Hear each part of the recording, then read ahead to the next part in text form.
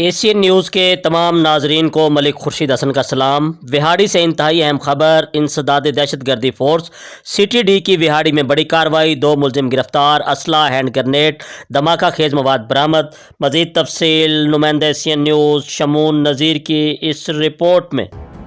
जी बिल्कुल, विहाड़ी से इंतहाई अहम खबर, इंसदाद दहशतगर्दी फोर्स की विहाड़ी में बड़ी कार्रवाई, 2 दहशतगर्द गिरफ्तार, असला, हैंड ग्रेनेड, धमाका खेज मवाद बरामद। दहशतगर्द आसफ और नवाज को सब्जी मंडी विहाड़ी से गिरफ्तार किया गया। दोनों दहशतगर्द इबादत गाहों और असास मुकामात को निशाना बनाना चाहते थे। CTD। मज़ीद खबरों और अपडेट से बाखबर रहने के लिए देखते रहिए एशियन न्यूज़ HD। पाकिस्तान।